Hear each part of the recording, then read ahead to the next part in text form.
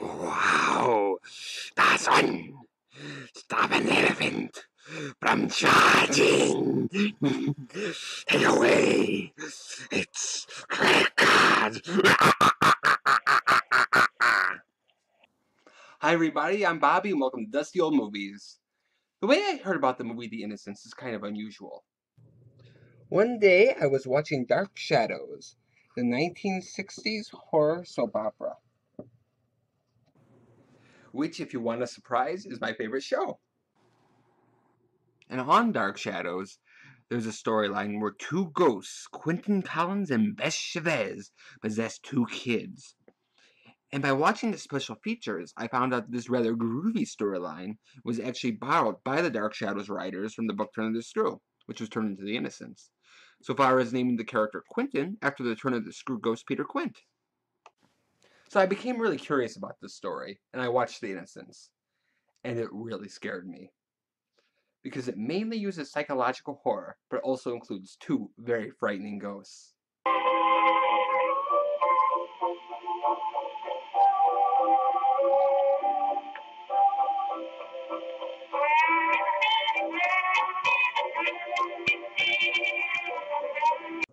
The Turn of the Screw was a 19th century horror novel by the writer Henry James.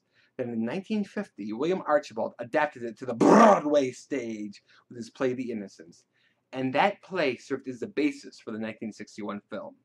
The Innocents is not just an average horror movie, it was designed to be a class act from the very beginning. They had the well-respected Jack Clayton directing, and the famed writer Truman Capote doing the screenplay. And for the lead role of Miss Giddens, they had the star, Deborah Kerr. Deborah Kerr was a very popular mainstream movie star of the 50s and early 60s. And not only did she have all the charm and presence of a movie star, but she was also a really good actress. And she felt that The Innocents was her finest performance. She grounds the film. You see it through her eyes, and she gives it a level of believability. Because you really feel like, if it could happen to Deborah Kerr, it could happen to you.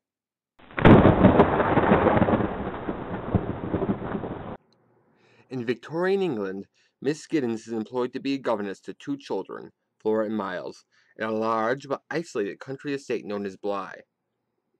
Though things start off swell, before long Miss Giddens becomes convinced that the children are possessed by evil ghosts.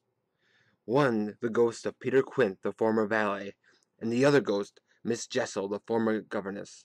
And it is up to Miss Giddens to save the children. And the way the movie is shot, you never know if they are really ghosts or if it's occurring in Miss Giddens' mind. I don't usually notice this kind of thing in movies, but The Innocents has a fascinating use of imagery and sound, which it uses to create a scary atmosphere. The movie opens in total blackness, and we hear this sad singing. We lay my love and I beneath the weeping willow. And it creates this unsettling impression right away.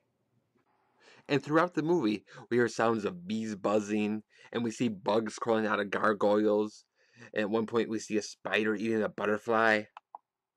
So that even when not too much is going on, like when Mrs. Giddens is getting to the kids, the suspense and tension are still alive.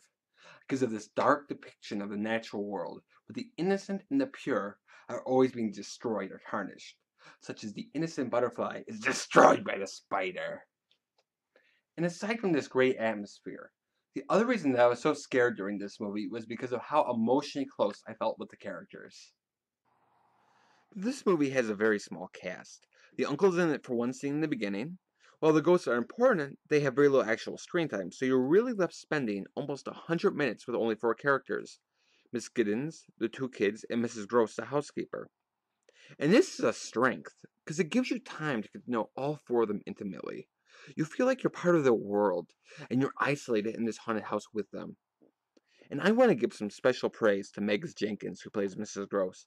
She brings so much warmth to her portrayal, but she also does a good job at playing the fence so that you're never quite sure if she believes in the ghosts or not.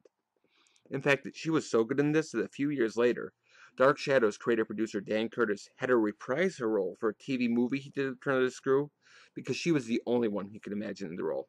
And really, all four of the actors give engaging performances.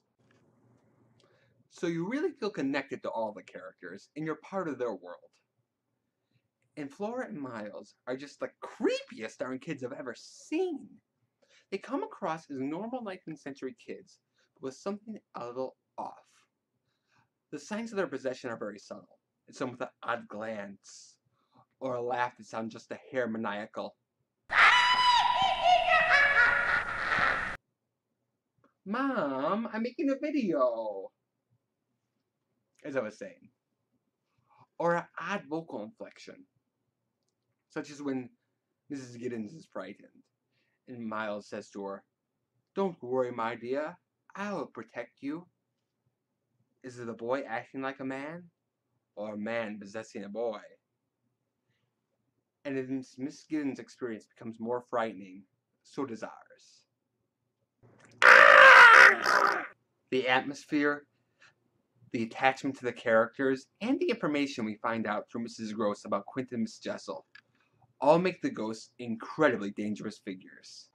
We see the evidence of their power before they are revealed, which adds to the suspense and believability because we have already felt their presence for ourselves. And when we do see them, in that haunting black and white photography, we could feel the evil coming from them, and it becomes stronger as the story unfolds. First you only get a quick glance at Peter Quint or a quick glance at Miss Jessel, but eventually you get to see the evil of Quint's face, the power of his voice, and the mocking of his laughter, and the despair of Miss Jessel. And they really come across as incredibly frightening figures. As I think back at some of those scenes, they still give me a weird feeling. And they provide a horrifying final punch for the movie, and really provide a nice payoff for all the psychological horror. The Innocents did not do that well when it first came out. It was too arty for the horror crowd, and had too much ghost action for the art crowd. But I think it is the perfect combination. And I give this movie 4 evil laughs, out of 4. And I recommend this not only to all movie fans, but specifically to horror fans who are looking for something different, and to Dark Shadows fans too, to see what the origins of the Quentin story. So thank you for watching Dusty Old Movies, and have a spectacular day.